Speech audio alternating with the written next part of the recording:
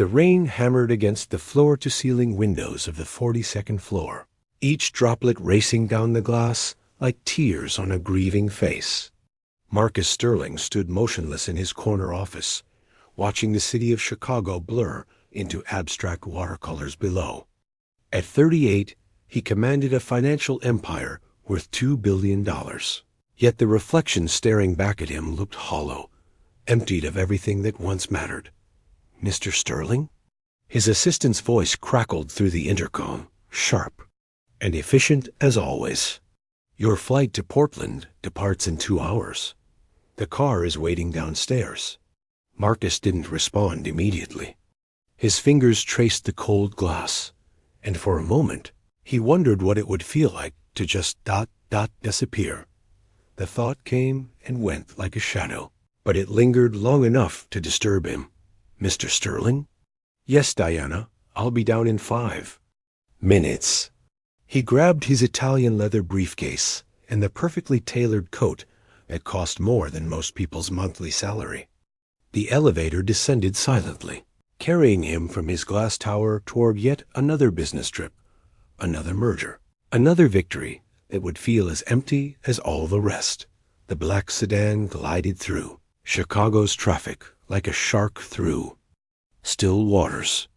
Marcus stared at his phone, scrolling through endless emails from lawyers, investors, and board members.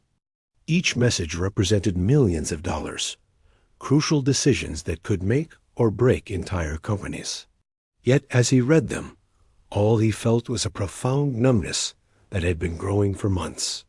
"Sir, we've arrived at O'Hare," the driver announced, his voice respectful but distant. Everyone who worked for Marcus maintained that distance. It was professional, efficient, and utterly lonely. The first-class cabin of the Boeing 737 was nearly empty. Marcus settled into seat 2A, declining the flight attendant's offer of champagne. Instead, he pulled out a file marked "Confidential" and began reviewing the details of his latest acquisition target, Riverside Manufacturing, a family-owned company in Portland that produced sustainable packaging materials. The numbers were straightforward. Riverside was struggling financially, despite having innovative patents and a loyal workforce. Marcus could acquire them for a fraction of their true value, restructure the company, lay off 60% of the employees, and triple his investment within 18 months. It was textbook corporate strategy, the kind of deal that had built his empire. But as he read about the company's 80-year history, something twisted in his stomach. 3 generations of the Harrison family had poured their lives into Riverside Manufacturing.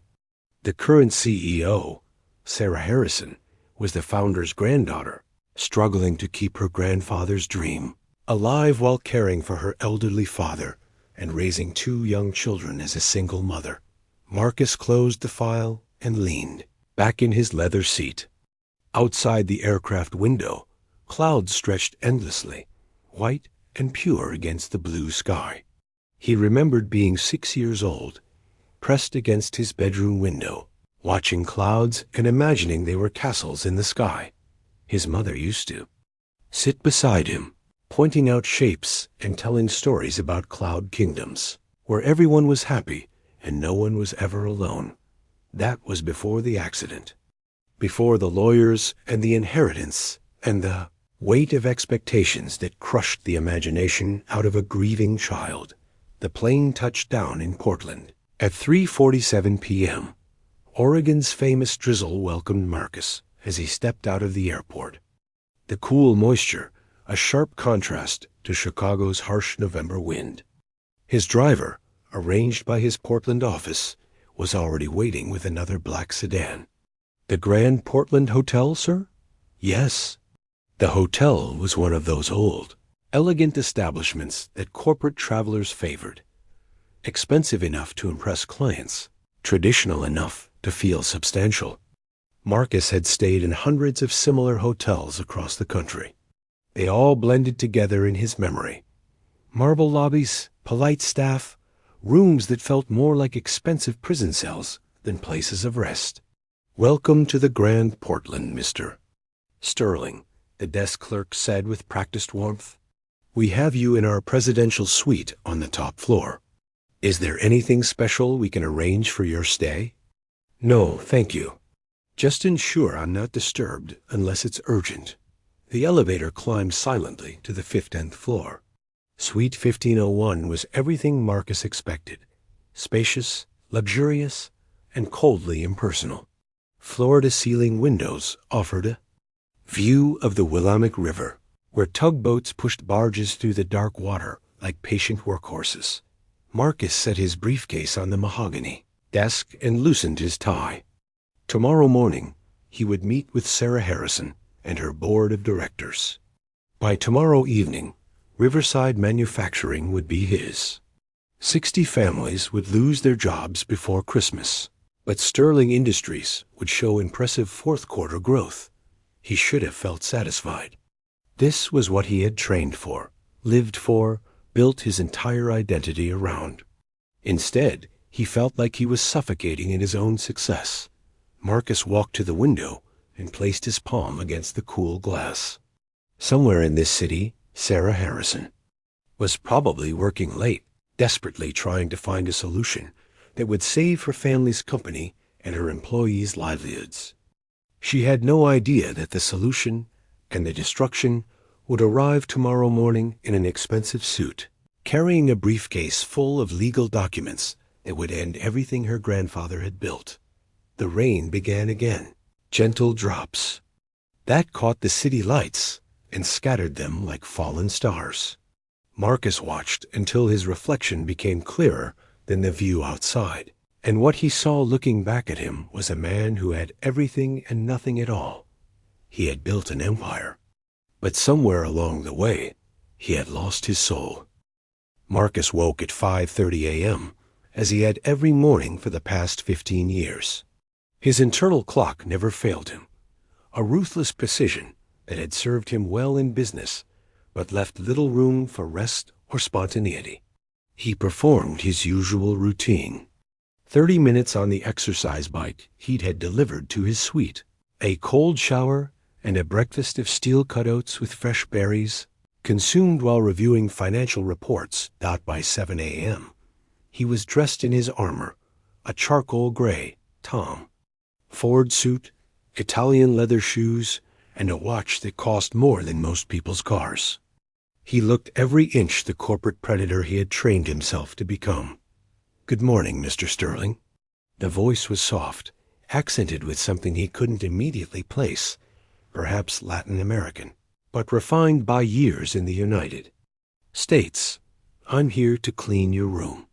Marcus looked up from his laptop to see a woman in her early 30s standing in the doorway, holding a cart of cleaning supplies. She was petite with dark hair, pulled back in a practical ponytail, wearing the hotel's standard housekeeping uniform. But there was something about her that made him pause, a quiet dignity in the way she carried herself, eyes that seemed to hold depths he hadn't expected to find. "I can come back later if you prefer, sir." "No, it's fine. I'll be leaving for meetings shortly."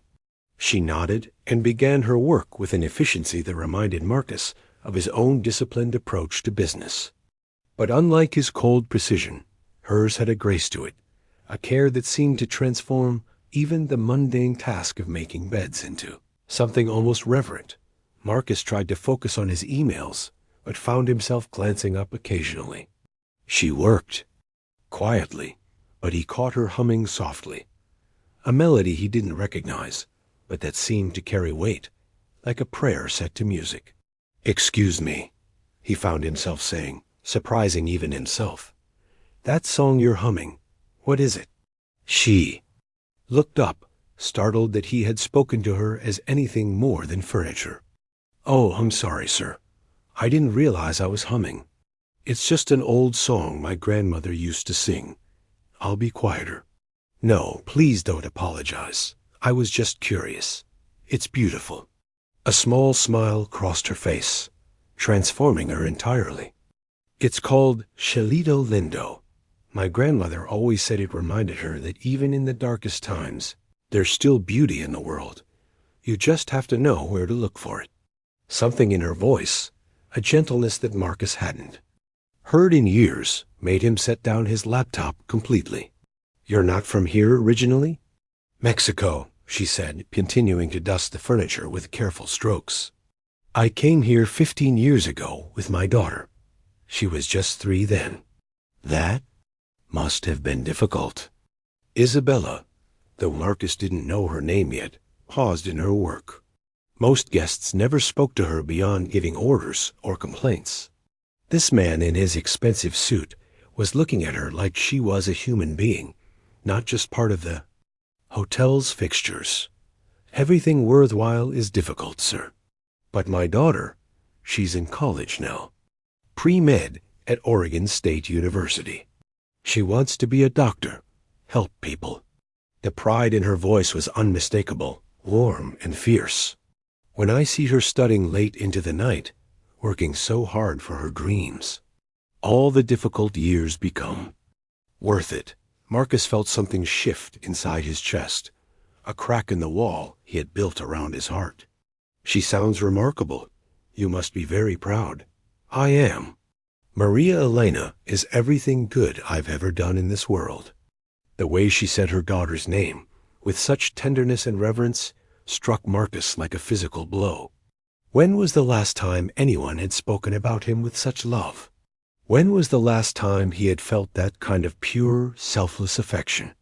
For another human being? What about you, sir? Do you have children? The question caught him off guard. People rarely asked Marcus personal questions. His wealth and position created an invisible barrier that most people didn't dare cross. But this woman, this housekeeper whose name he didn't even know, had asked with such genuine interest that he found himself answering honestly, double quotes, no children. I was married once, briefly. She said I was married to my work. He paused, wondering why he was sharing this with a stranger. She was right. Isabella resumed her cleaning, but Marcus sensed she was listening with more than polite interest. It's never too late to change, sir. My grandmother used to say that God gives us new chances every morning when we wake up. We just have to be brave enough to take them. And if someone has made choices that hurt people, if they've become someone they never intended to be, she stopped dusting and looked at him directly. Her eyes were brown and warm, and Marcus felt like she was seeing him, really seeing him, for the first time in years. My grandmother also used to say that the heart knows the difference between a person who does harm because they enjoy it and a person who does harm because they've forgotten how to do anything else. The second kind, there's always hope for them. Marcus stared at her, feeling something break open inside him. This woman, who cleaned hotel rooms for a living while supporting her daughter's dreams, had just offered him more wisdom than all his high-priced consultants and advisors combined. I should let you finish your work, he said, but he didn't want her to leave. Her presence had brought something into the room, peace, maybe, or hope, something he had been missing without even realizing it. Of course, sir. I'll be done in just a few minutes. As she completed her tasks, Marcus found himself watching her hands, rough from years of hard work, but gentle in their movements. She treated his belongings with respect, his space with care, though he was just another wealthy guest who would leave a modest tip and forget her name. When she finished, she gathered her supplies and moved toward the door. Have a good day. Sir, I hope your meetings go well. Wait, Marcus said, standing abruptly. What's your name? She turned, surprised by the question. Isabella, sir. Isabella Martinez. Isabella. He repeated it, liking the sound of it. Thank you, Isabella, for the conversation. She smiled again, that radiant expression that seemed to light up the entire room. Thank you for seeing me, sir. Most people, they look through me, like I'm invisible. You made me feel like a person today. After she left, Marcus stood alone in his pristine suite, feeling more unsettled than he had in years. In 20 minutes, Isabella Martinez had accomplished something that years of therapy and spiritual seeking had failed to do. She had reminded him that he was human. He walked to the window and looked out at the city of Portland, seeing it differently now. Somewhere out there, Isabella was moving from room to room, bringing dignity and grace to work that others might consider beneath them. Somewhere out there, her daughter Maria Elena was studying to become a doctor, driven by dreams that her mother's sacrifices had made possible. And somewhere out there, Sarah Harrison was probably arriving at Riverside Manufacturing, unaware that today might be the last day her family's legacy would remain intact. Marcus picked up his briefcase, but for the first time in his career, he wasn't sure he wanted to complete the mission he had come here to accomplish. The conference room at Riverside Manufacturing felt like a courtroom where Marcus was simultaneously judge, jury, and executioner. Sarah Harrison sat across from him at the warm wooden table, flanked by her CFO, her operations manager, and a lawyer who looked like he hadn't slept in weeks. The company's financial documents were spread between them like evidence of a crime. "Mr. Sterling," Sarah began, her voice steady despite the dark circles under her eyes. "I appreciate you coming all this way to meet with us. I know Sterling Industries has many opportunities to consider." Marcus studied her face. Sarah Harrison was younger than he had expected, probably in her early 40s, with premature gray streaking through her brown hair. She wore a navy blazer that had seen better years, and her hands showed the calluses of someone who still worked alongside her employees when needed. Everything about her spoke of quiet determination and dignity maintained despite mounting pressure. "I've reviewed your financial statements," Marcus said, his voice automatically shifting into the cold, clinical tone he used for business. "Riverside Manufacturing has valuable assets and intellectual property, but your debt-to-equity ratio is unsustainable. Without significant capital infusion, you'll be forced into bankruptcy within 6 months." Sarah's jaw tightened almost imperceptibly. "That's a fair assessment. We've had some difficult years. The pandemic affected our supply chains, and we lost 2 major contracts when clients consolidated their vendors. But our core business remains strong. Our sustainable packaging technology is 5 years ahead of our competitors." "Technology doesn't matter if you can't fund production or service debt obligations," Marcus replied, the words coming automatically. He had delivered this same brutal assessment hundreds of times before. "Your workforce is oversized for your current revenue stream. Your facility requires expensive updates to meet new environmental regulations. Your product line, while innovative, serves a niche market with limited scalability." Each point hit its target. Marcus watched Sarah's shoulders sag slightly with every itemized failure. Her CFO shuffled papers nervously. The operations manager, a man in his 60s who had probably worked at Riverside for decades, stared at his hands. But then Sarah lifted her chin and looked directly into Marcus's eyes. "You're absolutely right about our challenges, Mr. Sterling. But you're wrong about our people. Every person working in this building has been with us for at least 10 years.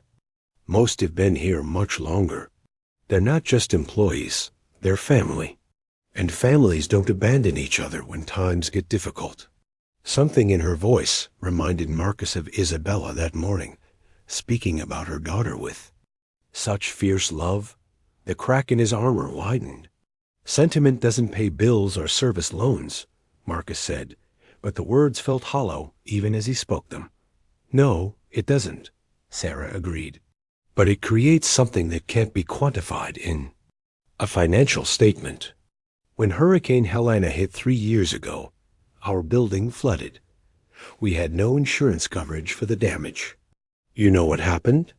Our employees showed up the next morning with mops, buckets, and their own tools. They worked without pay for 2 weeks to get us operational again. Why? Because this isn't just a job to them. It's their community. Marcus felt uncomfortable under her steady gaze. I understand your emotional attachment, Miss Harrison, but Sterling Industries operates on financial reality, not sentiment. Ben, let me give you some financial reality, Sarah said, spreading new documents across the table. We have 3 patents pending approval that could revolutionize biodegradable packaging for the food service industry. Early testing shows our new material breaks down completely within 90 days while maintaining durability superior to traditional plastics.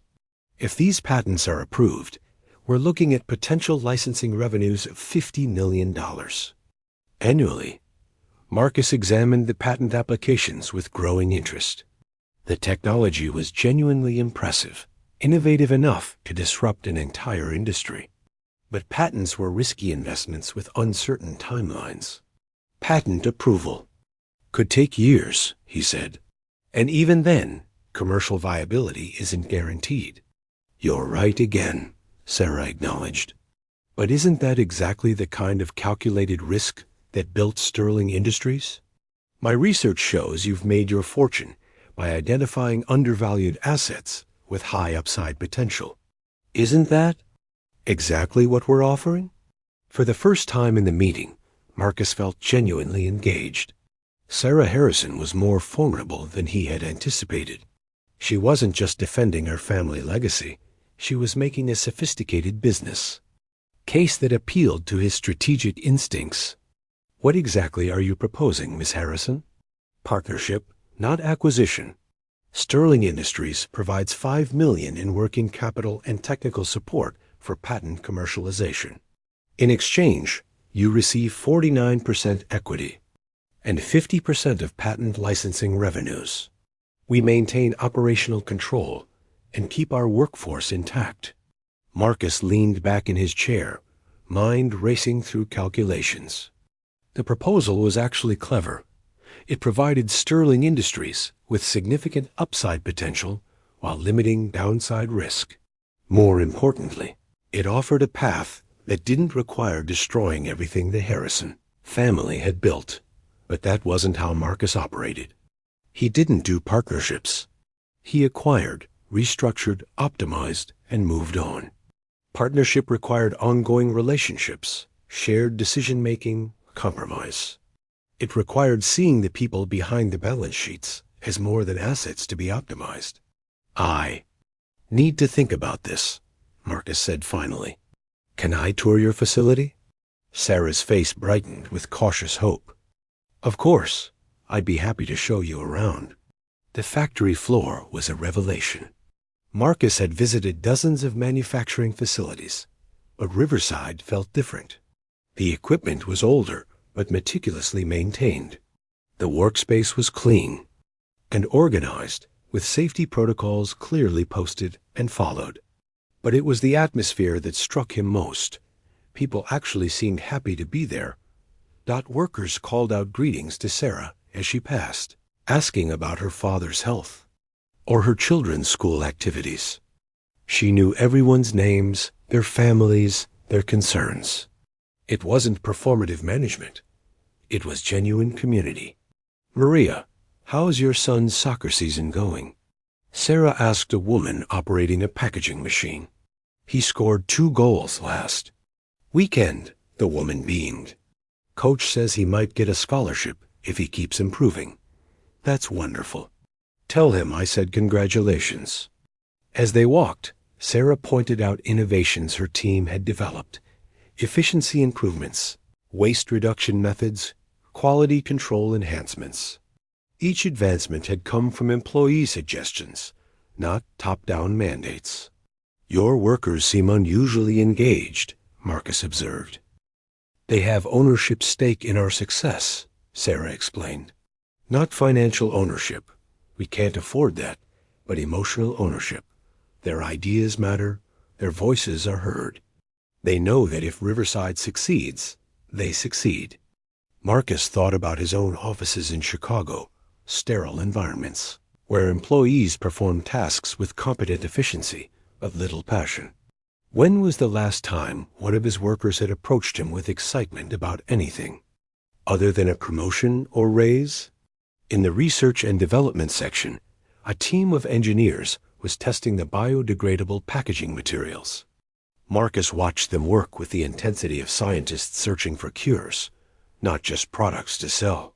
This could really change things, one young engineer explained enthusiastically. Imagine if we could eliminate plastic waste from food, packaging entirely. The environmental impact would be incredible. The profit impact would be incredible too, Marcus said dryly.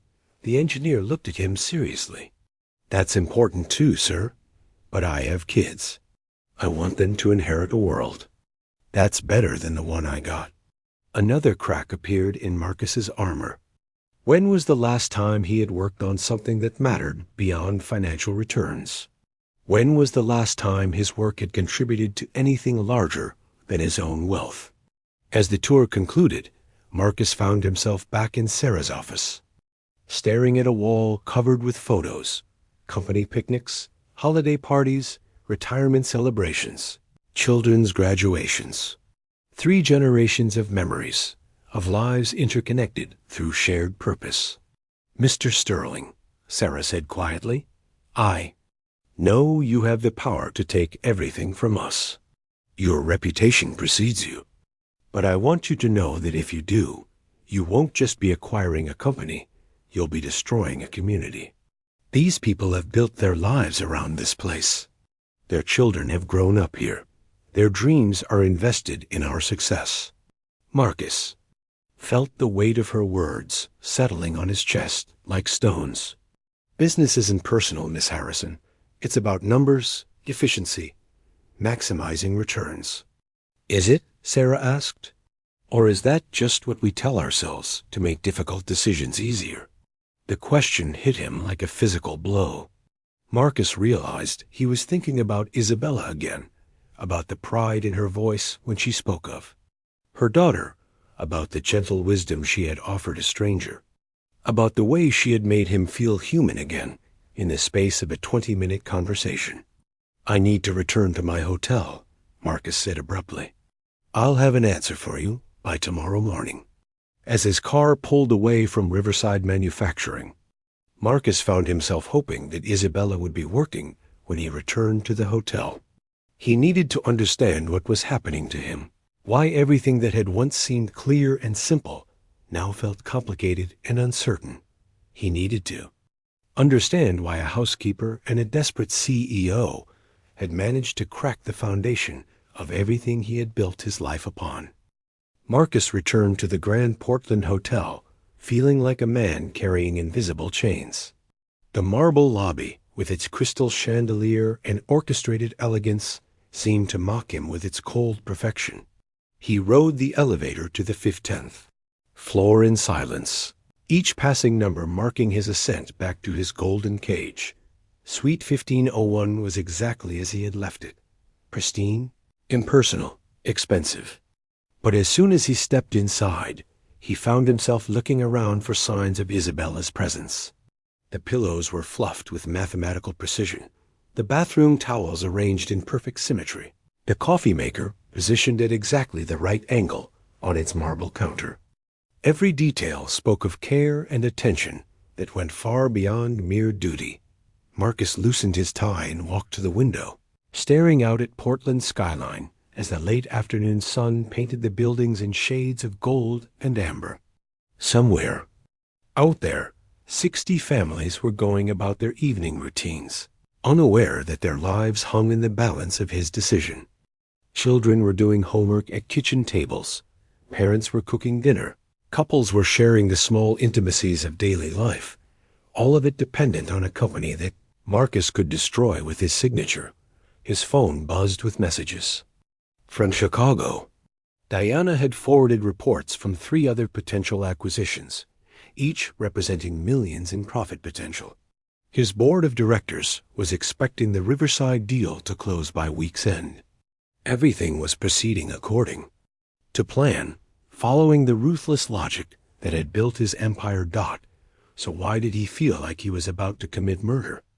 A soft knock at the door interrupted his brooding. Housekeeping! Marcus's heart inexplicably quickened. Come in.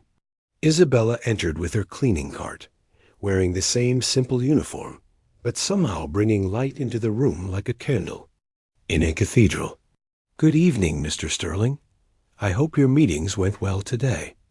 They were educational, Marcus said, watching her begin her methodical work. Isabella, can I ask you something? She looked up, surprised by his use of her name. Most guests never bothered to learn it. Of course, sir. When you came to America 15 years ago, what drove you? What made you brave enough to leave everything? You knew? Isabella paused in folding towels, her hands still for a moment as she considered the question. Love, she said simply. Love for my daughter, and faith that God had something better planned for us than the life we were living. That's a big risk to take on faith alone. Sometimes faith is all we have, sir, but sometimes it's also all we need.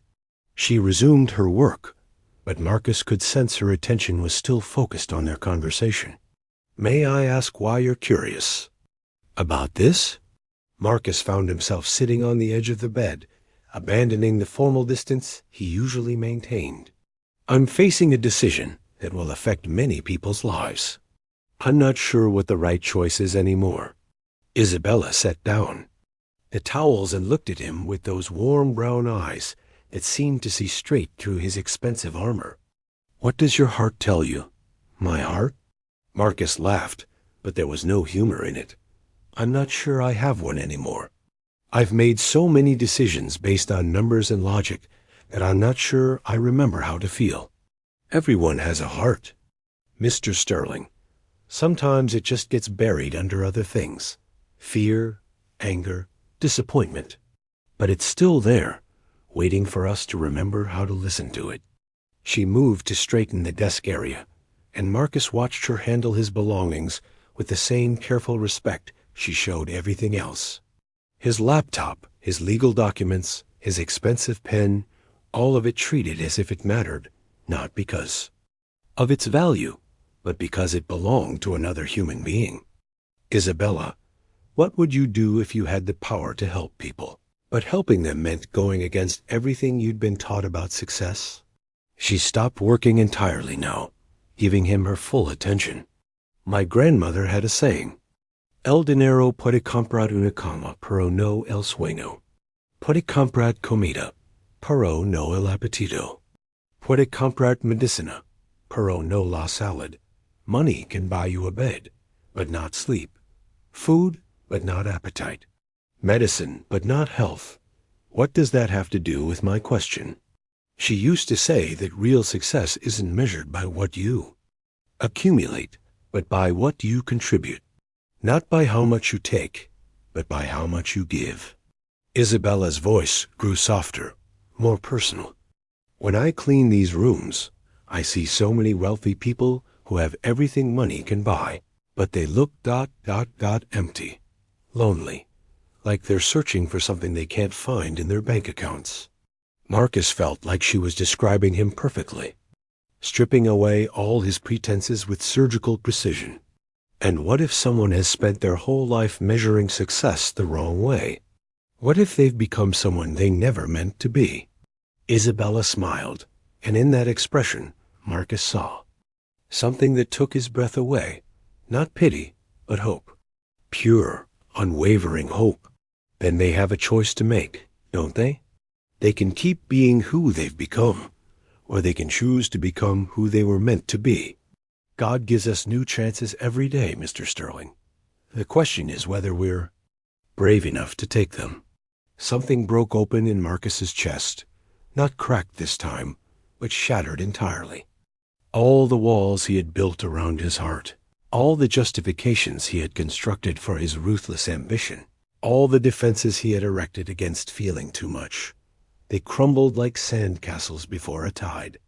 I don't know how to be different, he whispered, the words torn from somewhere deep inside him.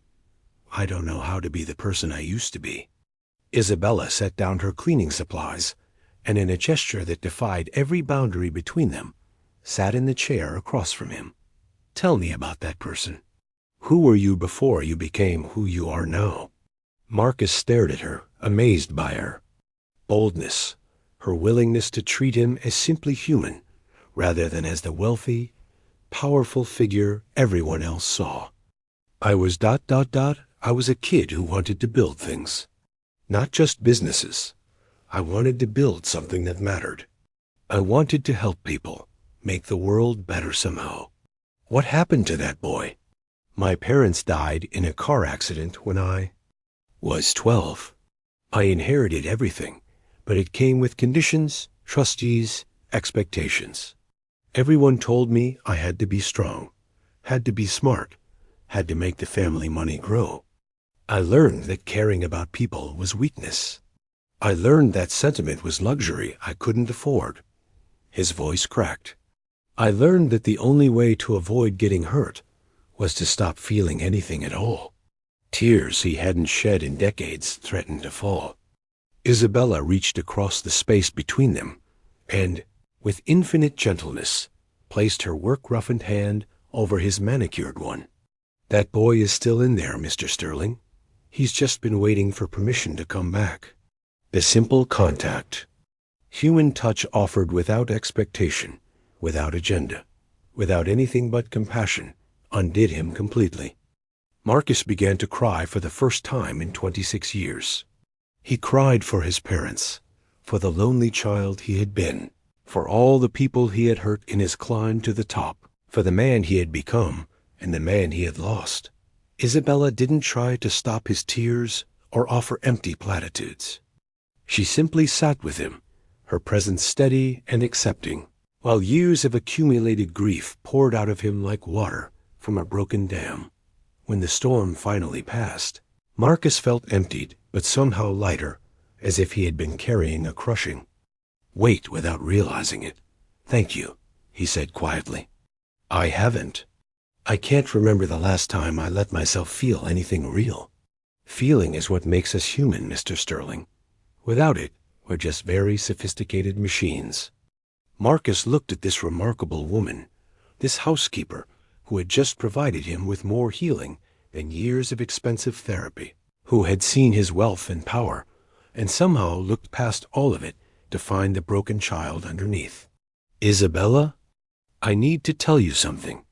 Tomorrow morning, I'm supposed to sign papers that will destroy a company and put 60 people out of work. It would make me a lot of money, but it would destroy their lives. And now you don't want to do it?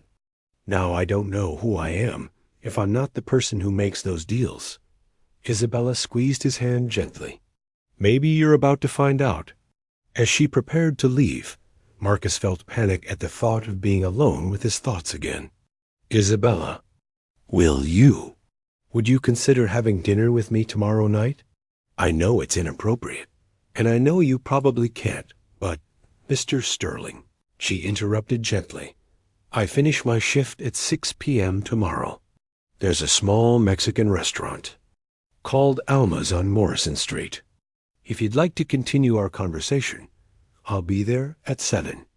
After she left, Marcus sat alone in his suite, feeling like he was seeing himself clearly for the first time in decades. Tomorrow, he would have to choose between the man he had become and the man he might still be able to become. For the first time in his adult life, he knew what choice his heart wanted him to make. Marcus didn't sleep that night. Instead, he sat by the window, watching Portland's city lights blur and sharpen through the rain-streaked glass as his mind wrestled with 26 years of carefully constructed identity. Every few minutes, he found himself reaching for his phone to call Diana, to set the familiar machinery of acquisition in motion. Each time, Isabella's words stopped him. God gives us new chances every day. The question is whether we're brave enough to take them. Dawn came gray and hesitant, Portland's famous drizzle painting the world in watercolors of uncertainty. Marcus showered and dressed with mechanical precision, but instead of his usual armor of expensive suits, he found himself choosing something simpler, a navy blazer his ex-wife had bought him years ago, one he'd never worn because she'd said it made him look approachable. At 8 a.m. sharp, he stood once again in the conference room at Riverside Manufacturing, but everything felt different. No. Sarah Harrison looked exhausted, the weight of sleepless worry etched in the lines around her eyes. Her team flanked her like soldiers, preparing for a final battle they knew they couldn't win. "Mr. Sterling," Sarah began, her voice steady despite everything. "Have you reached a decision?" Marcus set his briefcase on the table, but didn't open it immediately. Instead, he looked around the room at the faces watching him, people whose lives hung in the balance of his words. "Before I answer that, I need to ask you something, Miss Harrison. Why do you do this? Why fight so hard for something that, from a purely financial perspective, might be impossible to save?" Sarah's jaw tightened. "Because surrender isn't an option. When people are depending on you, that's not a business strategy. That's sentiment. Maybe sentiment is what business has been missing." Sarah leaned forward, her eyes blazing with quiet intensity. "You want to know why I fight? Because my grandfather built this company with his bare hands during the Depression. Because my father gave 40 years of his life to making it something that mattered. Because Maria in packaging has worked here for 23 years, and she's 6 years away from retirement. Because Tommy in shipping just had his first baby, and his wife is counting on the health insurance we provide." She stood up, pacing to the window that overlooked the factory floor. "Because when Hurricane Helena flooded this building, every single employee showed up the next morning to help rebuild, even though we couldn't pay them. Because when Jimmy Martinez had his heart attack, we kept his family on full salary and benefits for 8 months while he recovered. Because this isn't just a company, Mr. Sterling, it's a community. And you don't abandon community just because the numbers get difficult." Marcus felt something shift in his chest, the same tectonic movement he'd experienced with Isabella. "What if I told you there was a third option? Something between acquisition and bankruptcy?" Sarah turned back to him, hope and suspicion warring in her expression. "I'd say I'm listening." Marcus opened his briefcase and pulled out a different set of documents than anyone expected. "Sterling Industries would like to propose a partnership. We provide $7 million in working capital, enough to service your debt, upgrade your equipment, and fund patent development. In exchange, we take a 35% equity stake and rights to distribute your products through our supply chain network." The room went silent, except for the sound of rain against the windows. Sarah's CFO leaned forward, scanning the documents with growing amazement. This is incredibly generous, Mr. Sterling," he said, his voice barely above a whisper. "But why? Yesterday you seemed prepared to acquire us outright." Marcus found himself thinking of Isabella's hands, gentle and respectful as she cleaned his room. Of her daughter Maria Elena, studying late into the night to become a doctor. Of Sarah's fierce loyalty to her employees, treating them as family, rather than assets to be optimized. "Because I remembered something I'd forgotten," Marcus said quietly. "I remembered that businesses are made of people, not just numbers. And people deserve better than to be treated as expendable resources." Sarah stared at him as if he'd just performed a miracle. "You're serious? You're actually offering us partnership instead of acquisition?" "I'm offering you a chance to save your company and your community, but there are conditions." Marcus's voice grew stronger, more confident. "I want board representation. I want quarterly financial reviews. I want veto power over major expenditures until your debt is restructured. And I want something else." "What?" "I want to learn from you. I want to understand how you've built the kind of loyalty I've never been able to create. I want to know how you make business personal without losing professionalism." Sarah's eyes filled with tears she refused to let fall. "Mr. Sterling, I don't understand. What changed your mind?" Marcus thought about how to answer that without revealing too much about Isabella, about the conversation that had cracked his heart wide open. Let's just say I met someone who reminded me who I used to be and who I might still be able to become.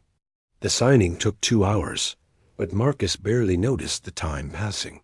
With each page, each signature, he felt like he was writing himself back into existence as a human being rather than just a wealth-generating machine. When it was finished, Sarah walked him to the factory floor, where the announcement was met with cheers that echoed through the building like thunder. Workers surrounded Sarah, hugging her, crying with relief and joy. Several approached Marcus to shake his hand, to thank him, to welcome him to their community. For the first time in his corporate career, Marcus felt the warmth of genuine gratitude rather than the cold respect his power usually commanded Dot as he prepared to leave. Sarah pulled him aside. "I still don't understand what changed your mind, but I'm grateful beyond words. You've saved more than just a company today. You've saved our family." "Maybe you saved mine too," Marcus replied, surprising himself with the honesty Dot the drive. Back to the hotel felt like a journey through a transformed world. Portland looked the same, but Marcus saw it differently, not as a collection of assets and opportunities, but as a place where people lived and worked and built their dreams. The revelation was both humbling and terrifying. Dot at the hotel, Marcus went straight to his room, hoping to find Isabella. But housekeeping had already been completed, and the suite felt empty without her presence. He checked his watch. 4:30 p.m. Her shift ended at 6, and their dinner was scheduled for 7. 3.5 hours to figure out how to tell her that she had changed his life. He tried to work, to review other deals and investments, but concentration was impossible. Everything in his business portfolio now looked different through the lens of his transformation. How many companies had he acquired and gutted? How many communities had he destroyed in pursuit of maximum returns? How many lives had he disrupted, without ever considering the human cost? The guilt was overwhelming, but beneath it was something else: hope. If he could change this deal, if he could choose partnership over domination, perhaps he could change other things too. Perhaps it wasn't too late to become the person he had always meant to be. Dot at 6:45 p.m. Marcus stood outside Alma's restaurant, nervous as a teenager on his first date. The establishment was small and unpretentious, with hand-painted murals on the walls and the kind of authentic atmosphere that couldn't be manufactured. Through the windows, he could see families sharing meals, couples talking over coffee, children playing in the spaces between tables other parents watched with indulgent smiles. When Isabella arrived at exactly 7 p.m., Marcus's breath caught in his throat. She wore a simple blue dress instead of her uniform, and her hair fell loose around her shoulders. She was beautiful, but it was more than that. She radiated the same dignity and grace that had first caught his attention, now unencumbered by the servitude of their professional relationship. "Mr. Sterling," she said, approaching the table he'd secured in a quiet corner, "please, call me Marcus. After yesterday, after what you did for me, I think we can dispense with formalities." They ordered, Isabella recommending dishes that reminded her of her grandmother's cooking, and for the first time in years, Marcus found himself engaged in conversation that had nothing to do with business. Isabella told him about Maria, Elena's acceptance to medical school, about her own dreams of opening a small bakery someday, about the community of immigrants who had become her chosen family in Portland. "You mentioned that you made a difficult decision today," Isabella said as they shared a dessert of tres leches cake. "How did it feel?" Marcus considered the question seriously. "Terrifying. Liberating. Like jumping off a cliff and discovering I could fly." "And was it the right choice?" "I think so. I hope so.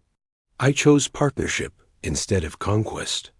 I chose to save something instead of destroying it." He paused, meeting her eyes. I chose to listen to my heart instead of just my calculator. Isabella smiled, the expression lighting up her entire face. How does it feel to meet that boy you told me about? The one who wanted to build things that mattered? Like coming home after being lost for a very long time. They talked until the restaurant began to close around them, neither wanting the evening to end. When they finally stepped outside, the Portland drizzle had stopped, and stars were visible between the breaking clouds. Isabella, Marcus said as they stood on the sidewalk, I need to tell you something. I'm not sure I would have made the choice I made today without our conversation last night.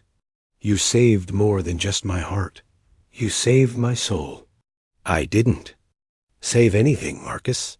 I just reminded you that it was there. I have to return to Chicago tomorrow, but I don't want this to end. I don't want to go back to being the person I was before I met you. Isabella studied his face in the streetlight, and Marcus felt like she was looking directly into his heart. And don't be that person. Be this person, the one standing here right now, the one who chose compassion over profit.